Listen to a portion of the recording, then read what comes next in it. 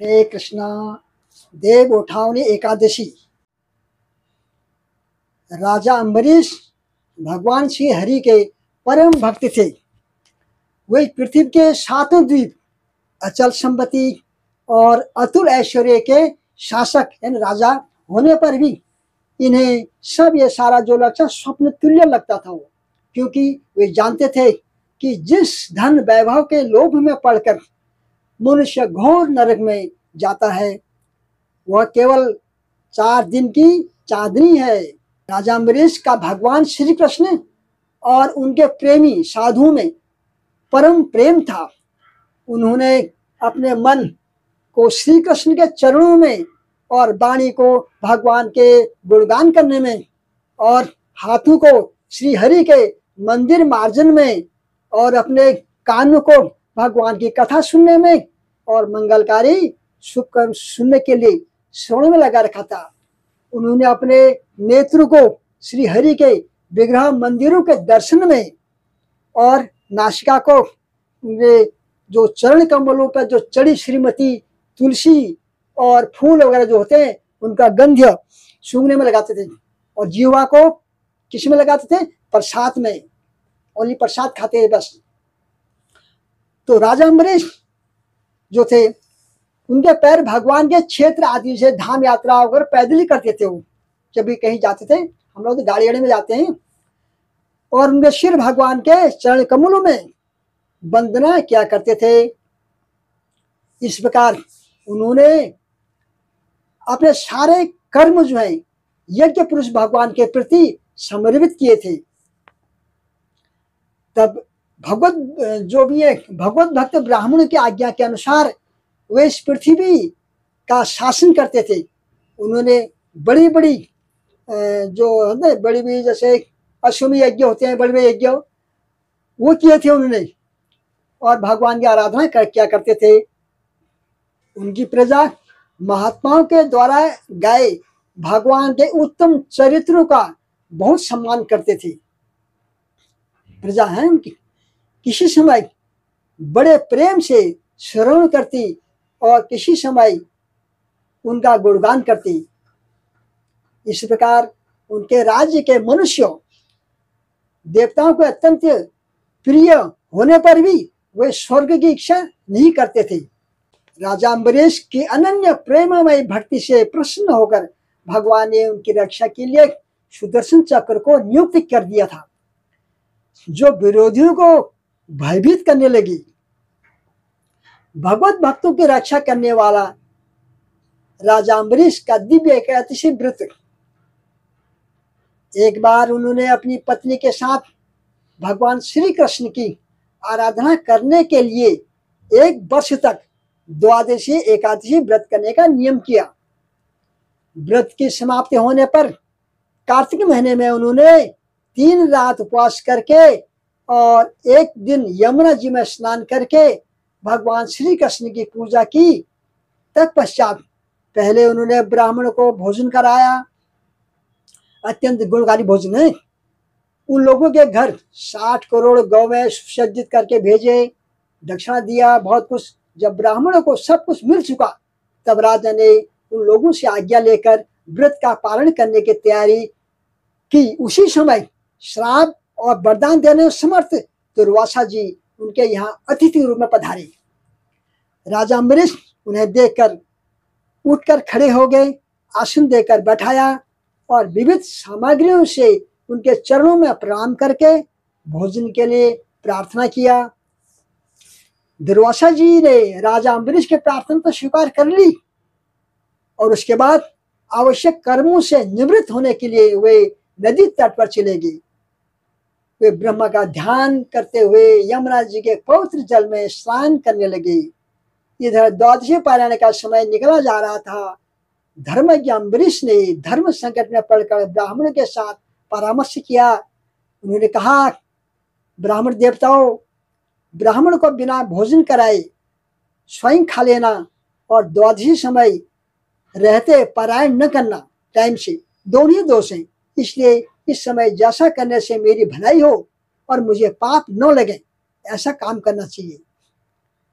तब ब्राह्मणों के साथ विचार करके उन्होंने कहा, ब्राह्मणों, श्रुतियों में ऐसा कहा गया है कि जल पी लेना भोजन करना भी है और नहीं भी है, इसलिए इस समय केवल जल से पारायण कर लेता हूँ। ऐसा निश्चय करके मन ही मन भगवान का चिंतन करते हुए राजश्री अम्बरीश ने जल पी लिया आसन कलिया से और फिर दुर्वासा जी के आने का इंतजार करने लगे। दुर्वासा जी आवश्यक कर्मों से निवृत्त होकर यमुना तट से लौट आए। जब राजा ने आगे बढ़कर उनका अभिनंदन स्वागत किया, उन्होंने अनुमान से समझ लिया कि राजा ने पारण कर लिया है, व्रत तोड़ लिया है। उस समय दुर्वासा जी बहुत भूखे थे, क्रोध से थरथर कांपने लगे। उन्होंने हाथ जोड़कर खड़े हुए अम्बरीश को डांट कर कहा, अहो देखो तो यह सही, इसको देखो, यह कितना क्रूर है, यह धन के मत में मतवाला हो गया है। भगवान की भक्ति तो इसे छू तक नहीं गई और यह अपने को बड़ा समर्थ मानता है। आज इसने धर्म का उल्लंघन करके बड़ा अन्याय किया है।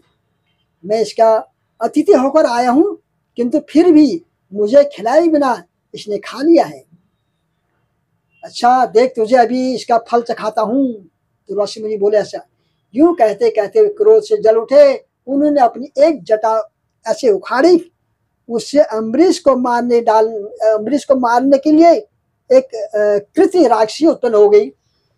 वो आग के समान जलती हुई हाथ में तलवार लेके राजा अम्बरीश पर टूट पड़ी। श्री हरि द्वारा राजा अम्बरीश के प्राण की रक्षा व दुर्वासा ऋषि को सबक सिखाना परम पुरुष परमात्मा ने अपने सेवक की रक्षा के लिए पहले से ही सुदर्शन चक्र को नियुक्त कर रखा था।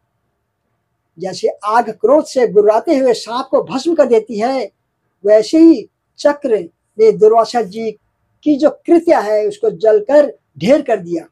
जब दुर्वासा जी ने देखा कि मेरी बनाई हुई कृति राक्षसी तो जल रही है और चक्र मेरे पीछे आ रहा है, तब वे भयभीत होकर प्राण बचाने के लिए भागे। ऊंची ऊंची लपटों वाला दावनल भगवान चक्र तो मेरे पीछे पीछे आ रहा है। दुर्वासा मुनि जब पीछे मुड़ देखा और वे आकाश पाताल तल बेतल सुरातल बहरलो शहरलो बहुत जगह बचाने गए, कोई फायदा नहीं हुआ। स्वर्ग में भी गए, वहां भी नहीं हुआ। तब वही उन्होंने ऐसा ही तेज वाले सुदर्शन चक्र को अपने पीछे आते देखा। जब उन्हें लगा कि कोई रक्षा न मिला, तब वे डर गई। अपने प्राण बचाने के लिए वे शिरोमणि ब्रह्मा जी के पास गए और बोले, ब्रह्मा जी आप स्वयंभू हैं, भगवान के इस तेजमय चक्र से मेरी रक्षा कीजिए। ब्रह्मा जी ने कहा, दुर्वासा जी मैं भगवान के नियमों में बंधा हूँ तथा जिनकी आज्ञा शिरोधार करके हम लोग संसार का हित करने चले हैं, उनके भक्त द्रोही को बचाने में हम समर्थ नहीं हैं। जब ब्रह्मा जी ने इस प्रकार दुर्वासा जी को निराश कर दिया, तो वे किसके पास गए? भगवान शंकर के पास गए, शंकर के शरण में गए। शंकर जी ने कहा, दुर्वासा जी जिनसे पैदा हुए अनेकों ब्रह्मांड हमारे जैसे हजारों चक्र काटते हैं। यह चक्र उन्हीं विश्वेश्वर का शस्त्र है, हम इसमें कुछ नहीं कर सकते हैं। तुम उन्हीं के शरण में जाओ, वे भगवान ही तुम्हारा मंगल करेंगे। निराश होकर दुर्वासा जी श्री हरि भगवान के परम धाम बैकुंठ की तरफ भागे। दुर्वासा जी भगवान के चक्र से जो जल रहे थे, वे भगवान के चरणों में गिर पड़े। उन्होंने कहा, हे अच्युत, हे अनंत, आप संतों के एकमात्र रक्षक हैं, प्रभु संपूर्ण जगत के जीवन दाता हैं। मैं अपराधी हूँ, आप मेरी रक्षा कीजिए। आपका परम प्रभाव न जानने के कारण ही मैंने आपके प्यारे भक्त का अपराध किया है। प्रभु आप मुझे बचाइए। श्री भगवान ने कहा, दुर्वासा जी मैं सर्वथा भक्तों के अधीन हूँ, मुझमें तनिक भी स्वतंत्रता नहीं है। जो भक्त स्त्री पुत्र ग्रह गुरुजन प्राणधन यह लोक परलोक सबको छोड़कर जो मेरे शरण में आगे आ जाते हैं, उन्हें छोड़ने का संकल्प मैं कैसे कर सकता हूँ? इसमें संदेह नहीं कि ब्राह्मणों के लिए तपस्या और विद्या परम कल्याणकारी के साधन है, परंतु यदि ब्राह्मण उद्दंड और अन्यायी हो जाए तो वे दोनों उल्टा फल देने लगते हैं। दुर्वासा जी सुनिए, मैं आपको उपाय बताता हूँ जिसका अनिष्ट करने से आपको इस विपत्ति में आना पड़ा है। आप उसी के पास जाइए, उनसे क्षमा मांगिए, तब आपको शांति मिलेगी। सुदर्शन चक्र की ज्वाला से जलते हुए दुर्वासा मुनि लौटकर राजा अम्बरीश के पास आए और उन्होंने अत्यंत दुखी होकर राजा के पैर पकड़ लिए। दुर्वासा जी यह चेष्टा देखकर और उनके चरण पकड़ने से लज्जित होकर राजा अम्बरीश भगवान के चक्र की स्तुति करने लगे। ऐसे अम्बरीश जी ने कहा, प्रभु सुदर्शन चक्र आप अग्नि स्वरूप हैं, भगवान के प्यारे हजार दांत वाले चक्रदेव, मैं आपको नमस्कार करता हूँ। समस्त शस्त्रों को नष्ट कर देने वाले एवं पृथ्वी के रक्षक, आप इन ब्राह्मण की रक्षा कीजिए। आप कृपा करके हमारे कुल के भाग्योदय के लिए दुर्वासा जी का कल्याण कीजिए। हमारे ऊपर यह आपका महान अनुग्रह होगा। यदि मैंने कुछ भी दान किया हो, यज्ञ किया हो अथवा अपने धर्म का पालन किया हो, यदि हमारे वंश के लोग ब्राह्मणों को ही अपना आराध्य देव समझते रहे हो, तो दुर्वासा जी की जलन मिट जाए। भगवान समस्त गुणों के एकमात्र आश्रय स्थल है। यदि मैंने समस्त प्राणियों के आत्मा के रूप में उन्हें देखा और वे मुझ पर प्रसन्न हो, तो दुर्वासा जी के हृदय की सारी जलन मिट जाए।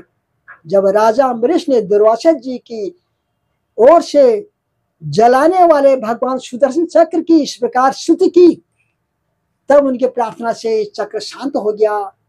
जब दुर्वासा चक्र की आग से मुक्त हो गई और उनका चित्त स्वस्थ हो गया, तब वे राजा अम्बरीश को अनेक उत्तम आशीर्वाद देते हुए उनकी प्रशंसा करने लगे और कहा, धन्य है, आज मैंने भगवान के प्रेमी भक्तों का महत्व देखा।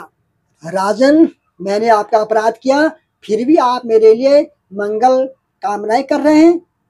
महाराज अम्बरीश, आपका हृदय करुणा भाव से परिपूर्ण है। आपने मेरे ऊपर महान अनुग्रह किया।